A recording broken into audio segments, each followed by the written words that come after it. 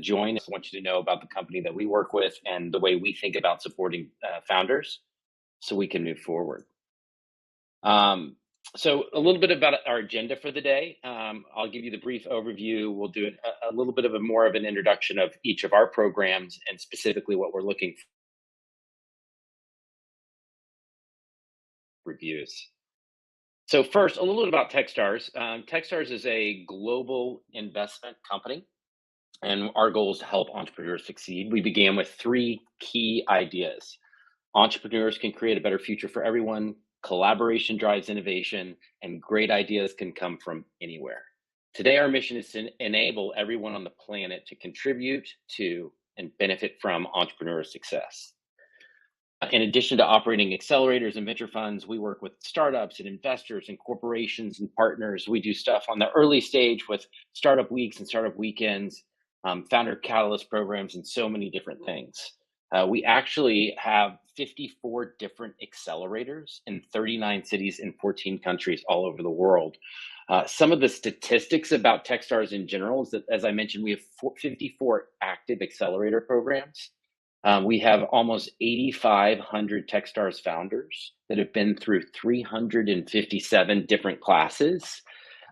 We have over 4,000 active accelerator mentors. When we talk a lot about why Techstars is such a great place for founders, we believe a lot of that has to do with the network that exists and the network-driven effect, and the fact that we have 4,000 mentors and we have 8,500 founders. Those are all people in the network that are out there able to help, support, give advice and counsel, empathize, encourage, and open doors for you.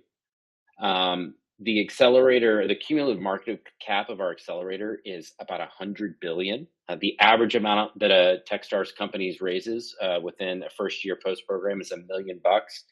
And the companies that have been through the program have raised $24.8 billion over a lifetime. I think the most current number, you guys correct me if I'm wrong, is that we have 20 unicorns that have come through the program.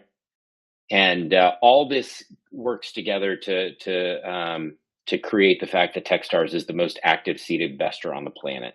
We really believe that being able to find companies at an early stage gives us the ability to offer the most value, the most help, and really help you build the company that you need to have to grow. In the end, as we think about Techstars, it's a pretty simple formula. We believe that capital plus programs and connections equals opportunity, and that's really what we're trying to develop here.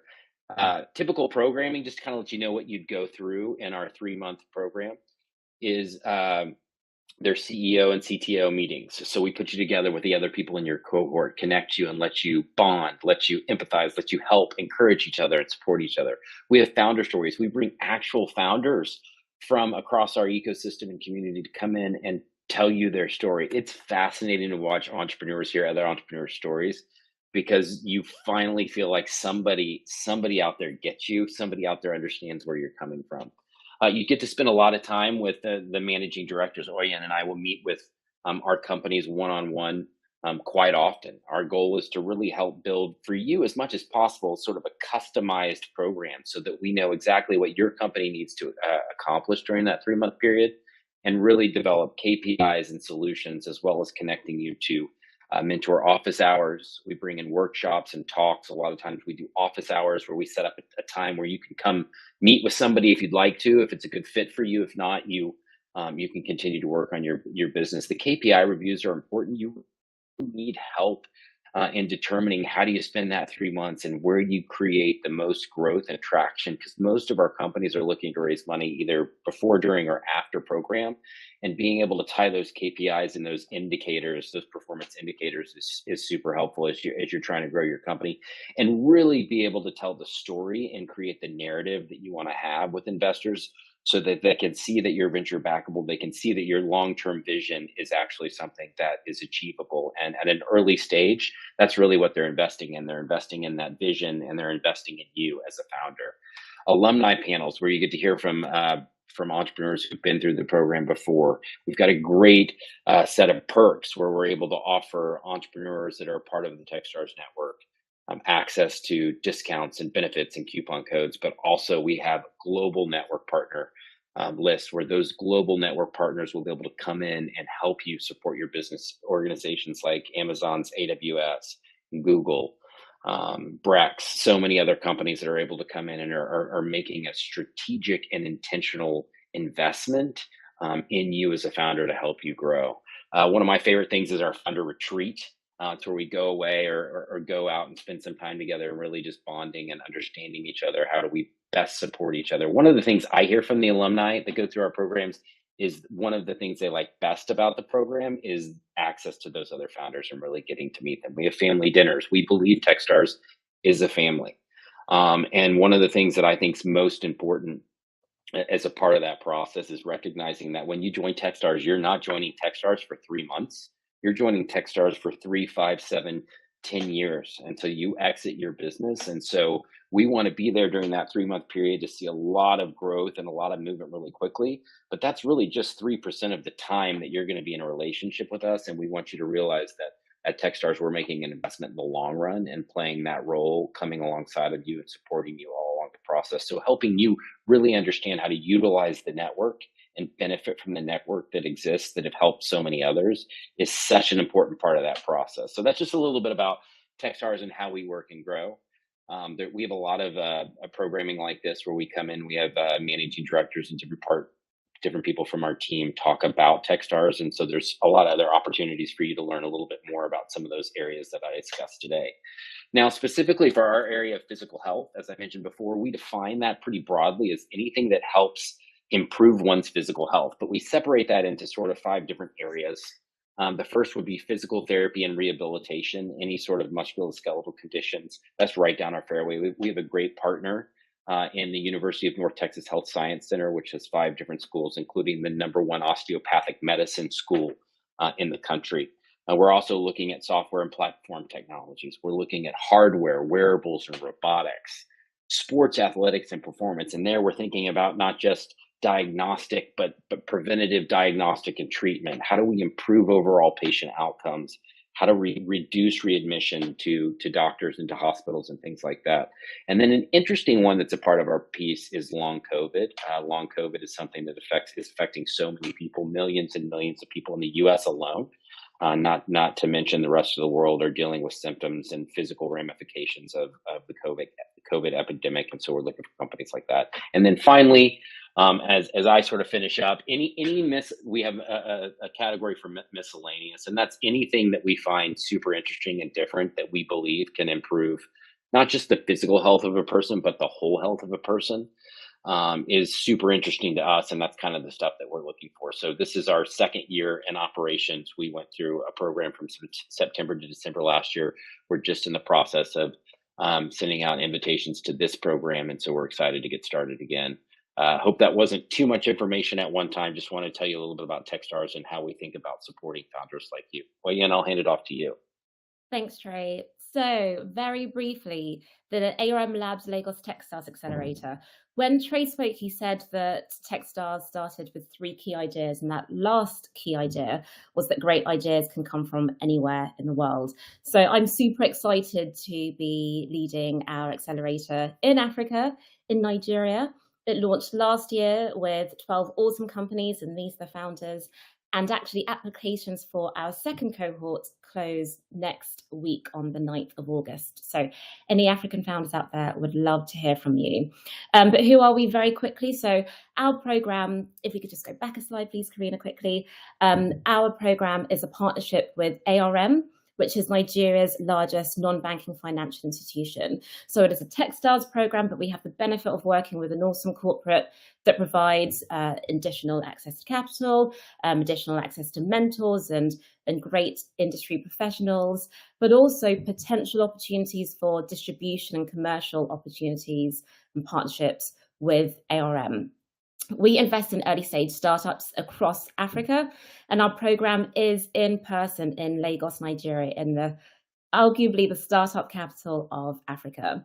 We are interested in companies across all sectors, but have a particular focus on fintech, e-commerce, mobility, and talent tech, but encourage any African founder or founders operating in Africa to apply. And very quickly, what do we look for? So these four things really does align with, I think, how a lot of the managing directors look at this. So we're looking for startups and founders that can demonstrate great teams, great traction, market, and a great idea. So to go through those quickly, and I think we'll probably touch upon this as we go through the decks.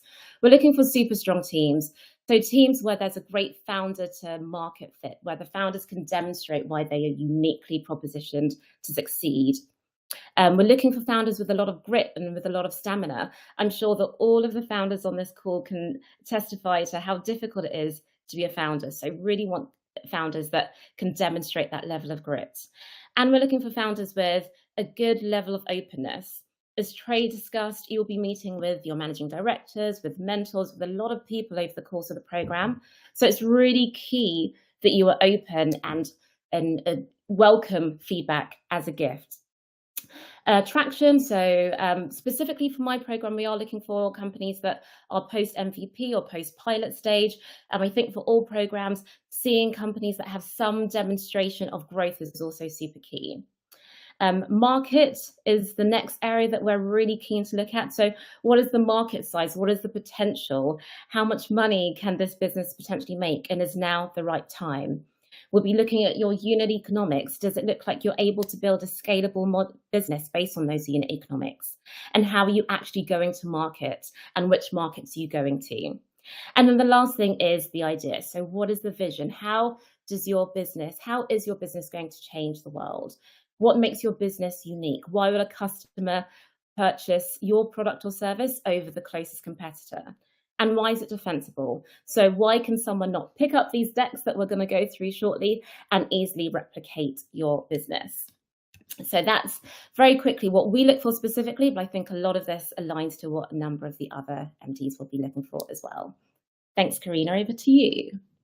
That was amazing. Thank you guys so much for those introductions and that presentation. That was very, very insightful. So let's dive deep into the pitch deck review. And we're going to go ahead and start with the first startup. And this one is called Checkup.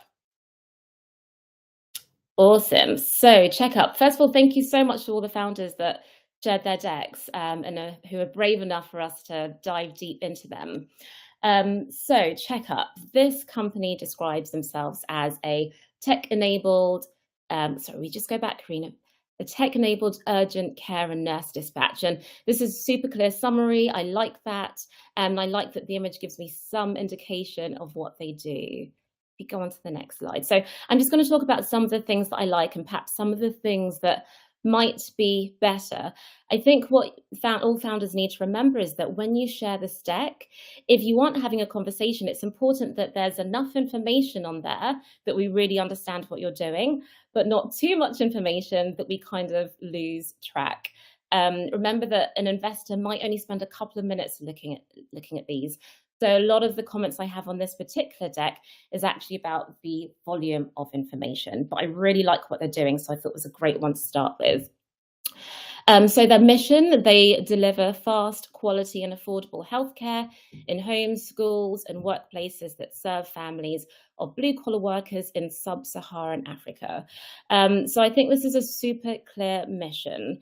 However, a few things strike me. So the first thing is that they talk about delivering affordable and quality healthcare in homes, schools and workplaces. I kind of questioned why they outlined schools, because later on in the deck, it seems that schools is just another workplace. So that raised a question.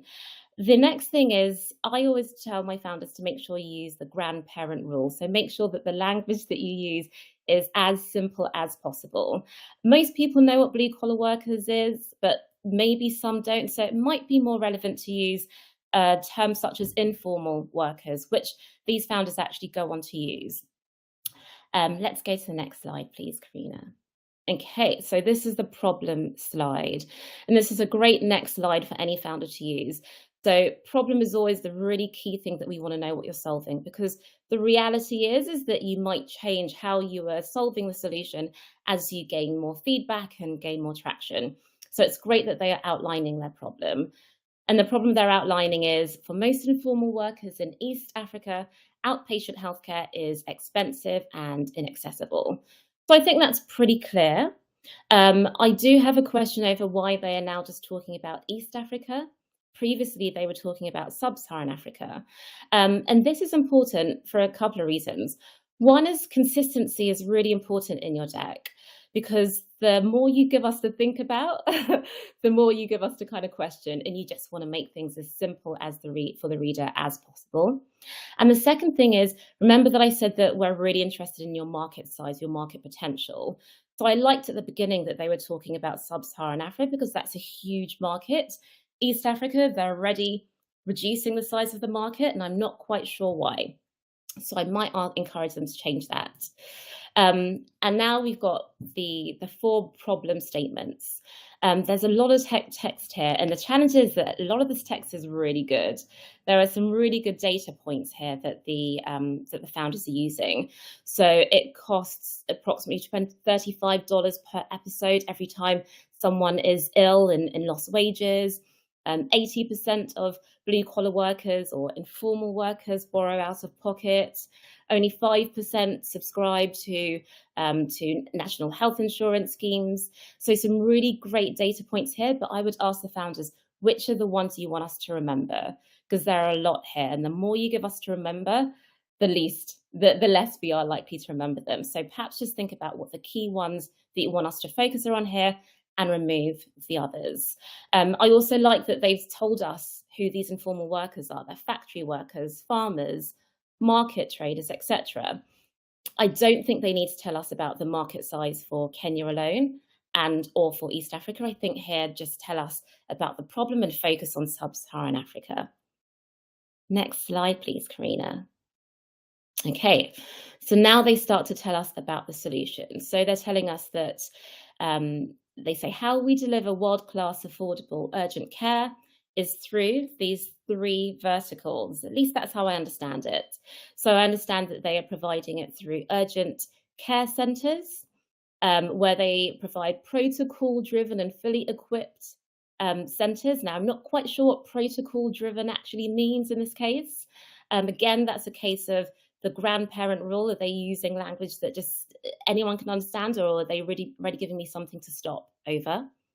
They're telling me that they provide tech-enabled freelance nurse dispatch network, and they also provide pre-paged managed care plans.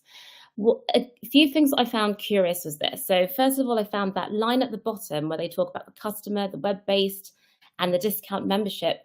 That raised a lot of questions. I'm not sure if they align to the verticals above. I'm not sure if it's something else, but it's perhaps a case of too much information. Then what I found also interesting is that they also talk about medication here. So if you notice on that bottom blue square, they talk about providing 15% on medicines. So now it seems like there's another area of business that they aren't quite outlining, but is perhaps relevant to their business model. So I would encourage any founder, when you have this solution slide, make it super clear. Tell us in no ambiguous terms what it is that you're providing. Next slide. Okay, so here, I guess they're giving us a visual representation of their technology. So they're telling us that they provide they're technology enabled for end-to-end tracking of nurses/rider location and relay for medical data. This is interesting. This is fine. I can see how it's working. I think this is a fine slide. Okay. Now, what I think they are trying to show us here is their traction, so what they have been able to achieve.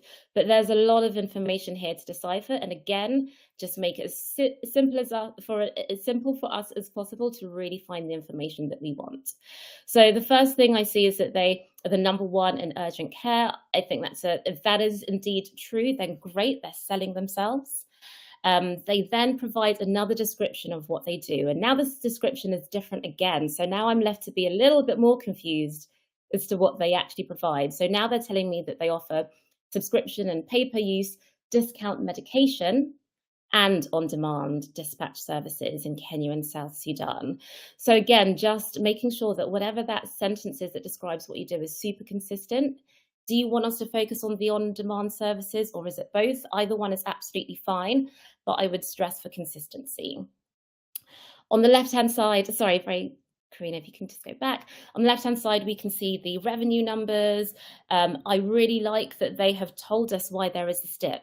So if you can see from 2021 to 2022, there's a big dip in their volumes and their revenue, and they're telling us why that is the case. It's because in 2021 they had a huge increase in increase due to COVID.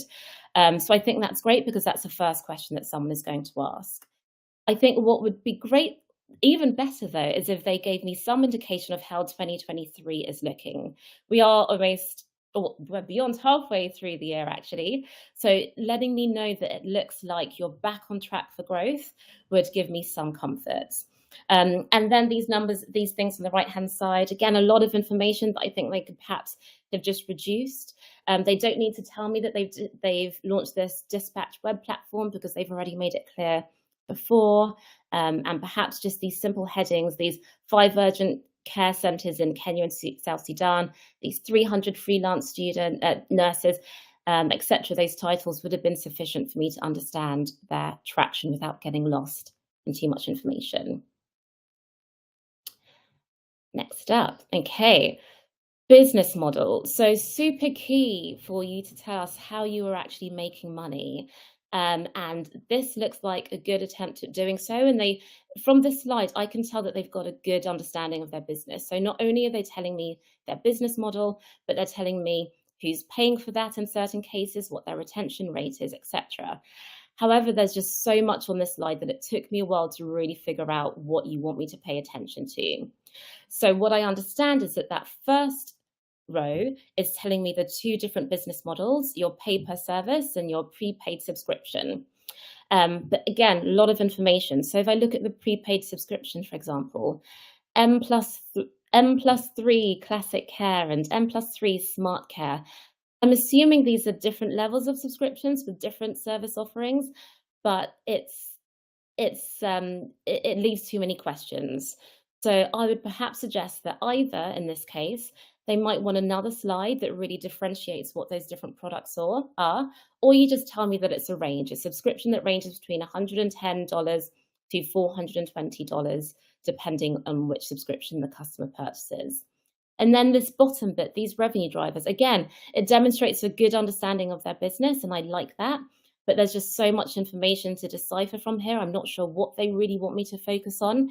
And I'm not sure if these revenue drivers somehow align to the 2 business models that they've put above. So again, a case of so much great information, but perhaps leaving me with too many questions that might mean that I'm skipping the key things that you really want me to take away. I'm going to go ahead and interrupt here, Oyin, because we are running out of time for this particular startup pitch deck, so we can have enough time for the other folks. Thank you so much for that.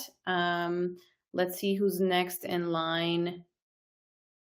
It should be Kinkeepers.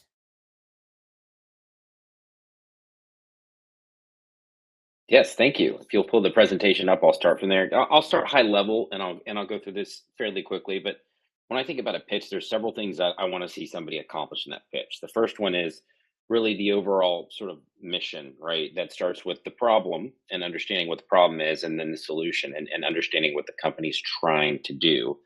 Second, I really want to understand the market opportunity. Is there a market? If it's big, what's realistic? You have the total addressable market, and then you have the SAM and SOM. I really want to understand if your product is there to serve women across the world, that's arguably 50% of the world, but your product is probably not going to be consumed by 50%. So we really need to understand the market opportunity, what that market really is, and then how are you different? I think that's an important piece. Fourth, I want to really understand more about the product and our service and what it is, and how can you explain that to me, as well as what's your sales and marketing strategy. So you've got a problem, you've got a solution. How are you going to get people to use that solution? And then oftentimes I'll talk a little bit through financials and what our plan is. But the team is really important, especially at this stage. So many of our decisions are made by the team and the founder, and whether or not we believe you can deal with the roller coaster that it is to build a company, and the decisiveness it is to make decisions, and the ability to pivot and move the company in the right place. So I'll start there. And then we'll just go ahead with Kinkeepers. So thank you guys so much for sending this in. There were some things I really liked about the presentation. Seniors have a story to tell. We give them a voice. You go to the next slide. So this slide's helpful. Generative AI for ADRD detection using voice. Well, if I don't know what ADR detection is, I hope you explain it to me in a little bit, because I may or may not know that. But the thing I really took away from this slide is, oh, this is some sort of ChatGPT solution, and it seems to be ChatGPT combined with the aging population. So, okay, that's a good introduction. Let's keep going from here. Next is the problem. It's simple, but that's so valuable, guys, to just be able to say, hey, I don't want you to miss this, so I'm going to put it at the top of the page. This is the problem, right? We'll keep going through this. This has to do with the fact that elders are worried about losing memory, and it goes in here to talk a little bit about what is going on with the problem that you're trying to address. And it's a good sort of introduction to that. But looking at what the problem is and figuring out how to go from there, you're starting to educate me, as if I don't, that as we age, the brain's hippocampus shrinks at 2% per decade. So it makes me think that as I get older, my brain's not going to work as well. Is my forgetfulness normal? Next slide, please.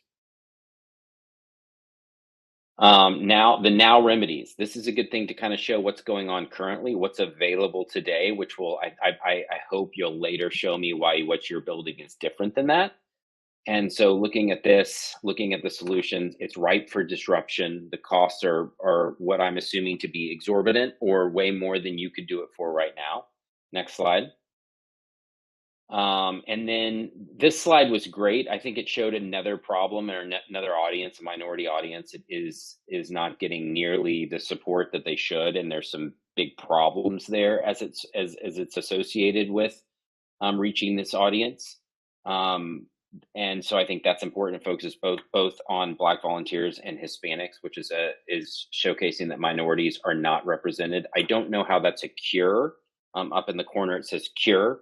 But I appreciated that there's markets that exist, and that you're focusing on markets that are outside of traditional, just the white population or audience. I think so often when you look at the history of healthcare was designed for a very average sized white male, and that is not what the world is made up of. So people who are thinking about solutions that can be customized or support different audiences and populations is super helpful. Now we go to the solution.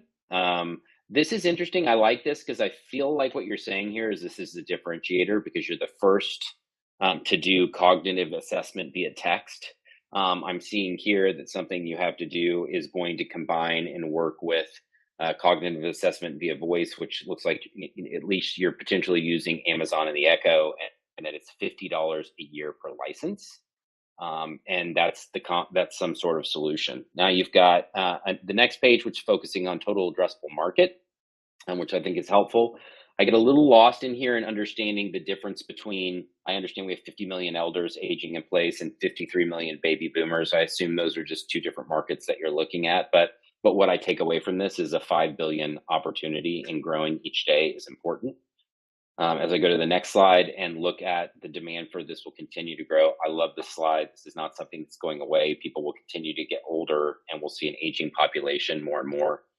As we go to the next one and we focus kind of on the industry structure, there's a lot of stuff going on this page. It talks about who's involved. It talks about potential entrants, which can be competitors. You've got actual competitors in here. Got a lot of information on this page, which for me was a little overwhelming because I'm not 100% understanding what you're trying to do, but it is the Elder ChatGPT strategy, which is bringing in industry and competitive trends. What I take away from this until we get to talk is that you've done a lot of research. You really understand the market, and that makes me think that you could be an expert.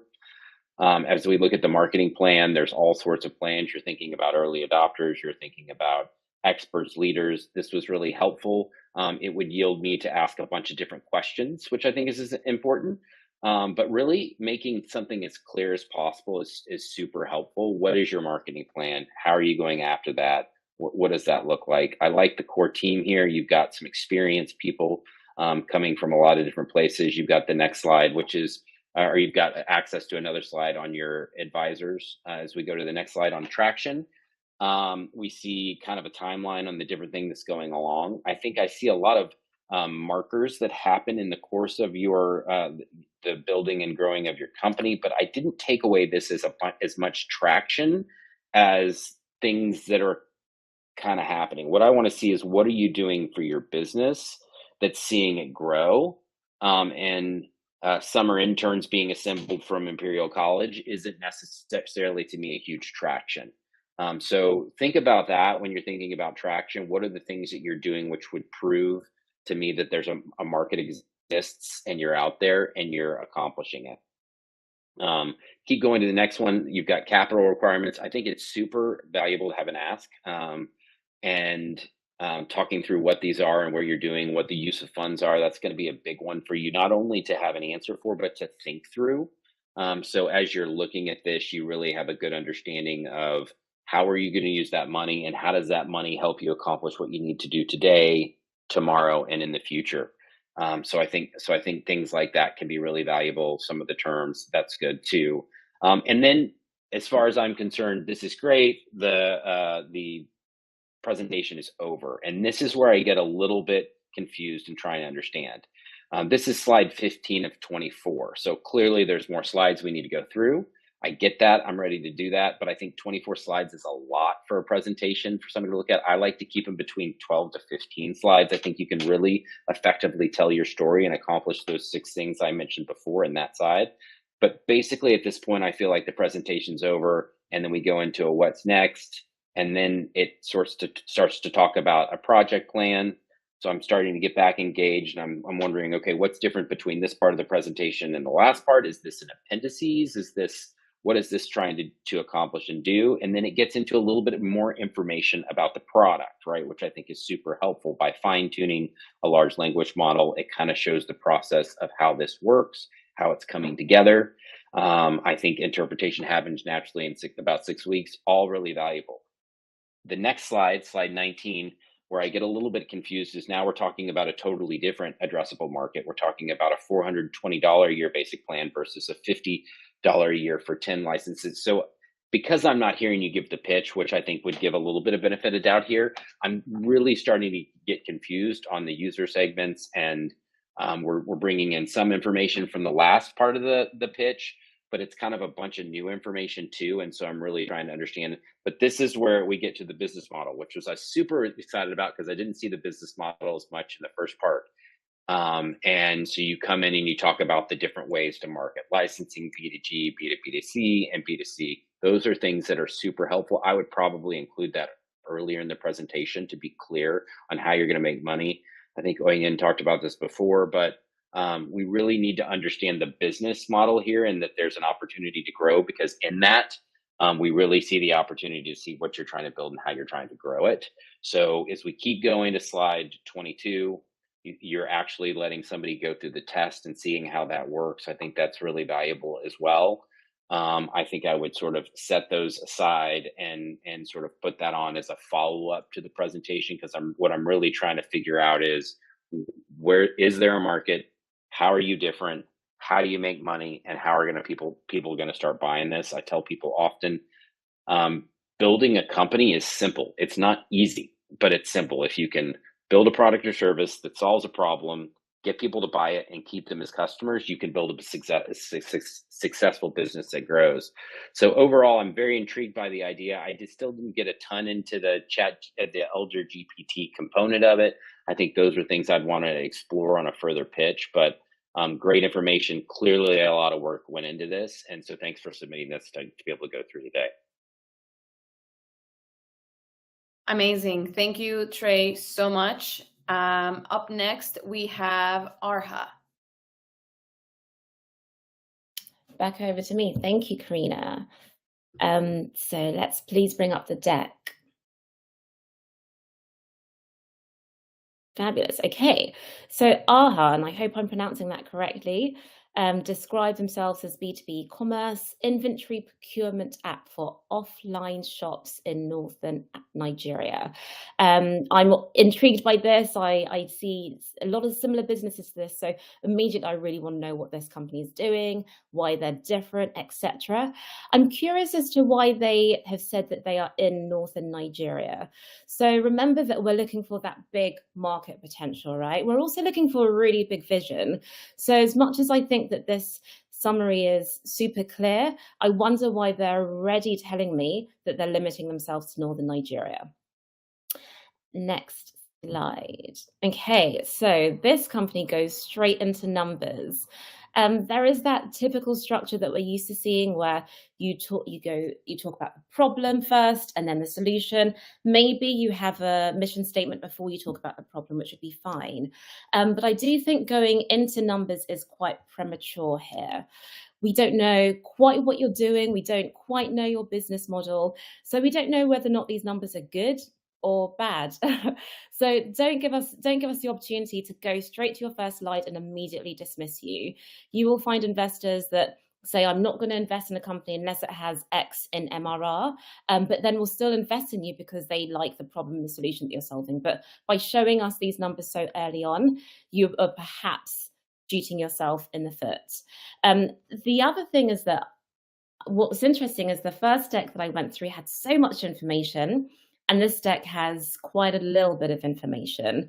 So I'm not sure what that growth rate, for example, is. I don't know if that's annual or monthly. I don't know if they're talking about revenue or gross transactions. So a little bit more context would be super important.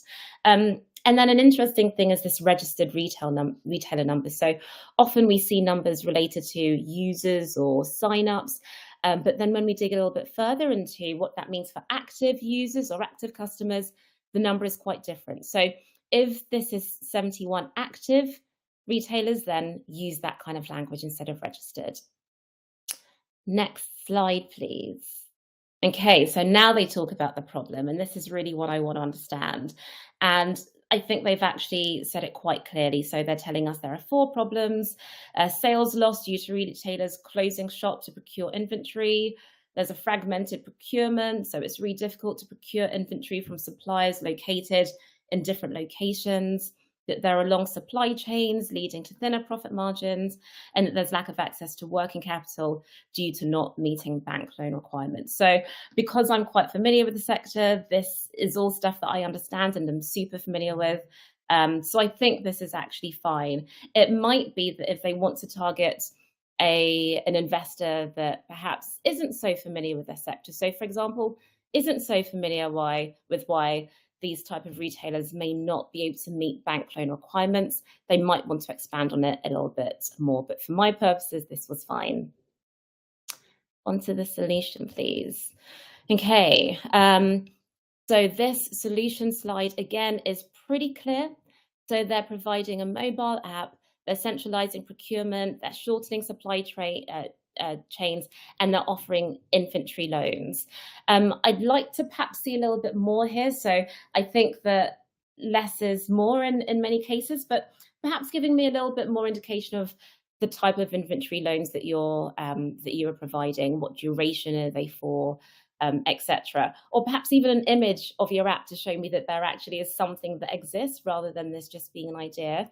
Although I appreciate I've seen the traction, might have been better or at least a bit more visually appealing. Next slide. Okay, team. So as Trey said, telling us who the team is super important because at this early stage, we really are mostly making a bet on the team. So I really like that they are telling me that they are B2B e-commerce domain experts because those are exactly the types of people that I want to see running this business. However, when I dig a little bit deeper, I then start to question whether or not the people in the team are necessarily in the right seats. So I can see that the CTO is an ex-software engineer. Okay, so it makes sense that he's in a technology seat. The CEO was an ex-graphic partner and an ex-CSO. Now, I don't know if CSO is security officer or what, but I'm not quite sure why this person is the CEO. I'd love to see something here that gives some indication as to why they are leading a business, why they're perhaps strategic. Have they done some business development, business growth, something to tell me why they are the CEO. And then similarly for the COO. So the COO I'm seeing as an ex-creative designer. Again, why is that the COO for the person, for this role? I would love to see something that demonstrates that this individual has some kind of operational excellence experience. So if you, the CEO and the COO, has that experience, please do make sure that you pull that out when you talk about the team, because it really is all about the team. The other thing is that, as I mentioned, I see, I'm sure Trey's the same, we see a lot of businesses that are quite similar. And really then what it comes down to is this the team to succeed? Is this the team that is uniquely positioned to succeed at this particular idea? So I'd love to see more of an indication of that on this particular slide. Next slide, please. Okay, now they're telling us about us, and there's a description here which I won't read. But what I will say is it seems a little bit repetitive from the solution slide. So I'm not quite sure why they're giving us another slide to tell us what they do when most of this was actually covered previously. Although the one area that is covered here that I didn't see on that first slide was, remember, I was wondering what kind of inventory loans they provide. And here they give a little bit of a description. They are helping people procure inventory cheaper on credit with cashback benefits and providing them with fintech to accept digital payments. Great. But I think this slide and the solution slide could have been combined into one.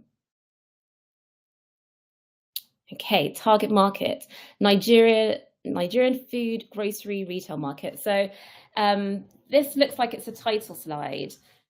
You don't need title slides in a 12-page deck. Get to the information that you want to tell us. So this page seems a little bit redundant. The other thing is that you're now talking about Nigeria. So far, I've heard you talk about Northern Nigeria, I've heard you talk about Africa, and now I'm hearing you talk about Nigeria. So it raises a lot of questions as to what market you are actually going into.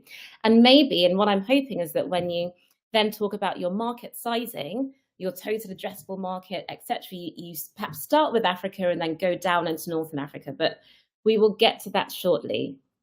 So let's go to the next slide, please. Okay, so your target market revenue. There's a lot of information here. So you're giving me some good research that tells me the size of the Nigerian food and grocery retail market, but you're not actually telling me how much money you are going to make. And that ultimately is what we want to see on this market size. For the market size, I would suggest that you just keep it simple to what an investor wants to see. And we want to see that TAM, that SAM, and that SOM. So we want to see what is your total addressable market? What is the entire size of the market that you could potentially reach? If you then take it down, what is the entire size of the market that your particular solution and your particular customer can reach? So that's your serviceable addressable market. And then your SOM, your obtainable market. How much revenue do you really think that you could possibly generate if all things go well in, let's say, the next 5 years? So I would encourage this founder to really redesign this, reconsider this in a way that an investor wants to see, which is just the TAM, the SAM, the SOM. Don't give us too many things to think about. Keep it simple for us.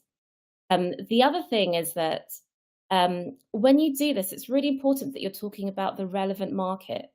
So this is a business that's operating in the B2B e-commerce space. There's so much data around the B2B e-commerce market, but I question whether or not they are actually telling me about the B2C retail market. When Trey spoke about his previous pitch, he spoke about small indicators that he got that really showed that the founders understood the market that they're operating in.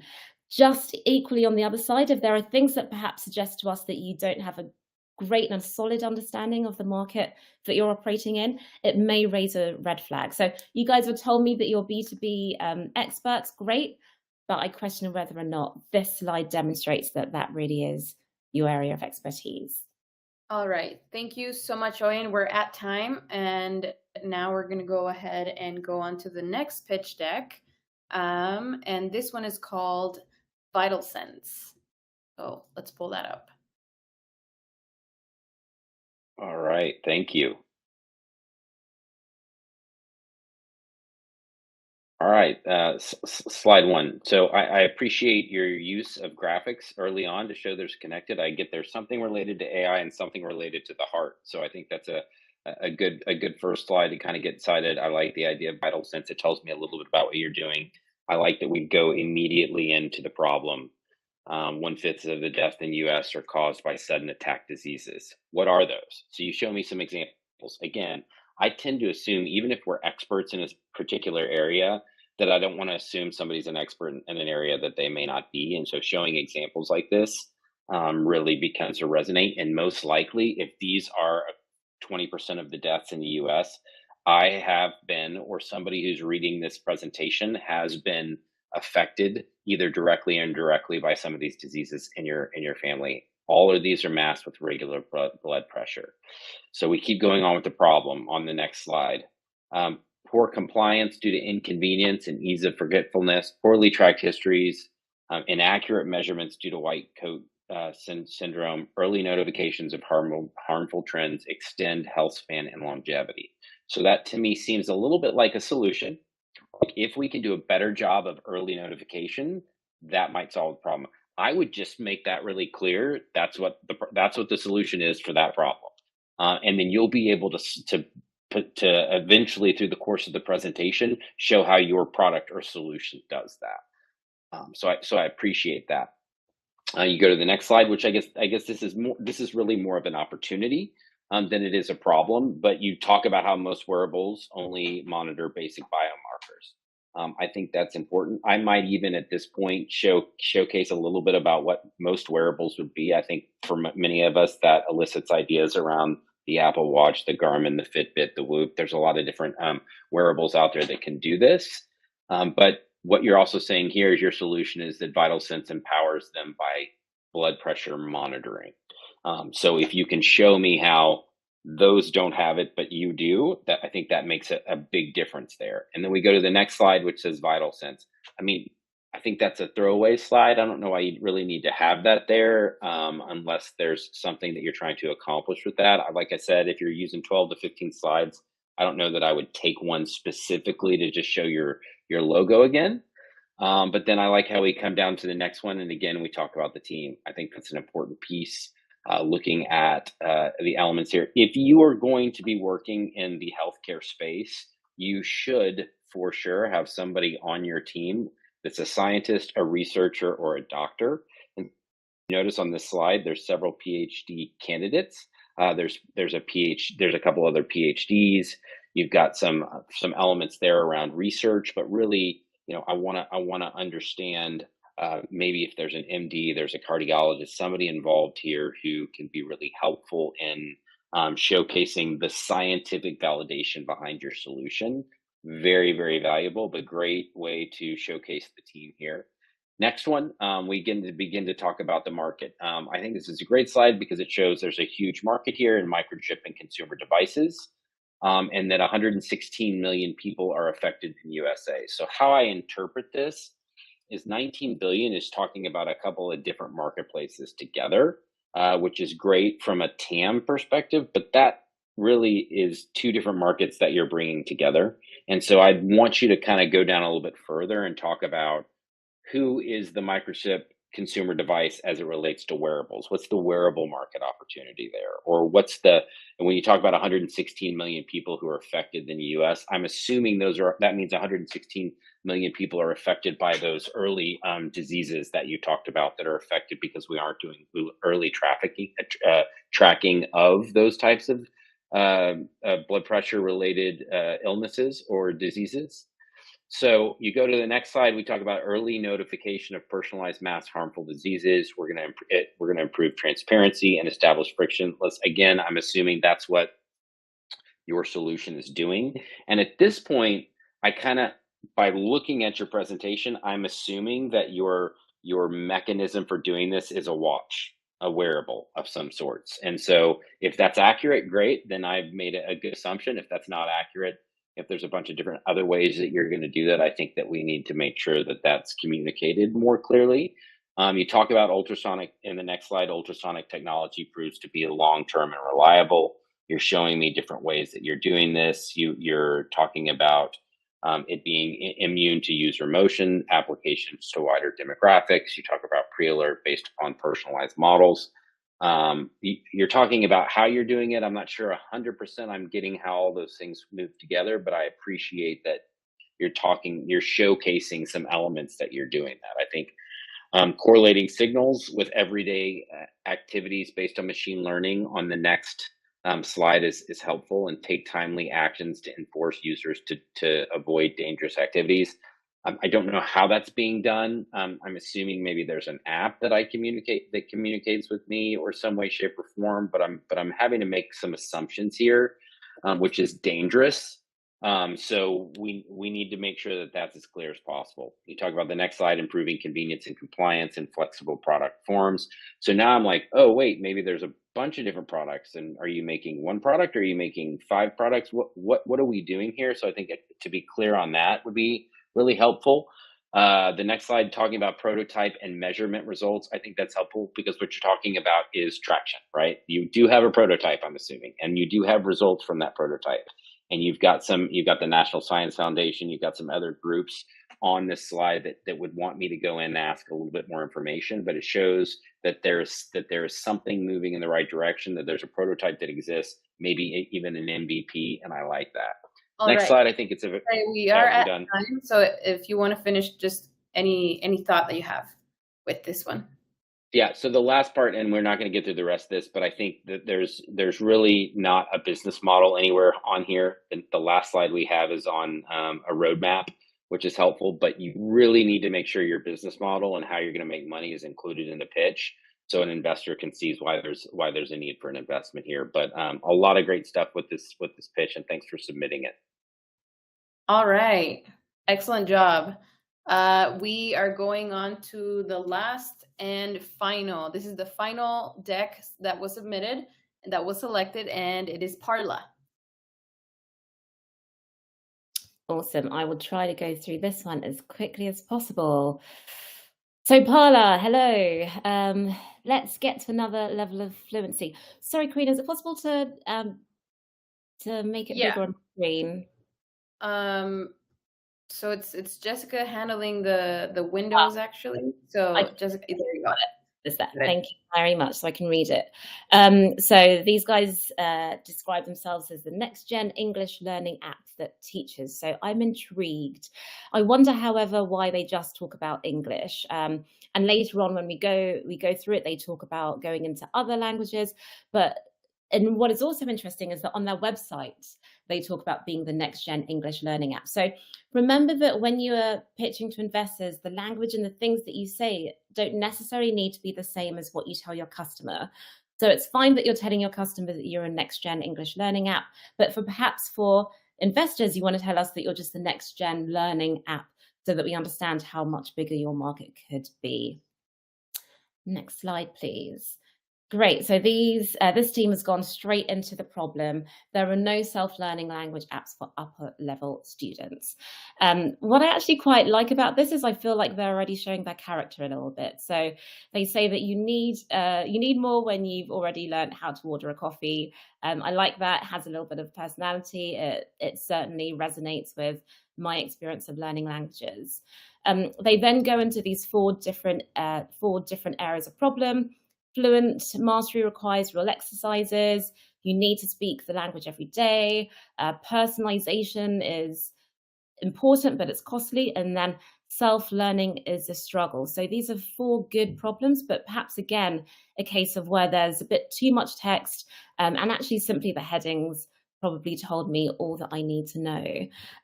If it was instead perhaps combined with some kind of metric to give me an indication of how big the problem is, then perhaps I would have been a little bit more inclined to say, put more on the page. We go to next one. Thank you. So I'm just going to show this page very quickly and the next page, if you skip to the next page very quickly. Now, we've got 2 pages that talk about the solution and in a lot of text.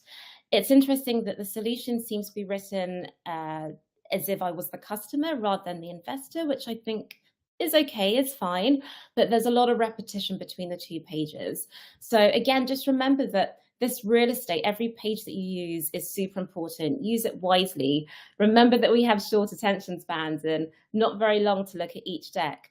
So no need to kind of replicate information, have 2 slides. You could have put the solution all on 1 slide.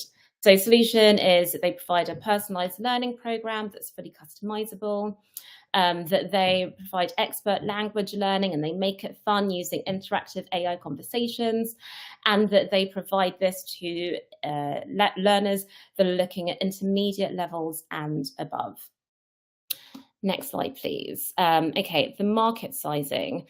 So there's a lot of information here. I think it's actually mostly good. It could deal with the better formatting, so I'm not looking at the wrong things at the wrong time, but they've given me their TAM, so I know it's a huge addressable market of $17 billion. They're telling me the growth that is happening in the SAM. They perhaps want to double check the numbers, because a 15 billion SAM growing at 25% a year doesn't get us to 43 billion in 2 years. So just double check those small things. I like that they're sourcing their information, so if I want to, I can get to it. And I like that they've told me their assumptions for these markets. They're also telling me how they plan to expand and into which markets they plan to expand. So different languages, but also expanding into the beginner level. So I think this is mostly fine, but could just do with a bit of adjustment. Why now? So I think why now it's not a slide that you need, but if you're going to have it, do make sure that it is relevant. And I think what this slide tells me is certainly why AI is super important and super valuable for the sector, but it doesn't tell me why their value proposition, which they told me earlier, which was around advanced level languages, is needed now. So that's really my challenge with this, and actually with what I'm seeing a lot of here. I wonder, what is the unique proposition? Is it that you're providing language tools to these advanced learners, or is it that you're making learning a language more interactive, more efficient, more accessible through AI? So just be super clear about what the value proposition is that you're offering. Next up, this is a great slide. So what we want to see is that we want to see that this team is full of people that understand learning, understand languages, that understand AI, and that's exactly what they've given us.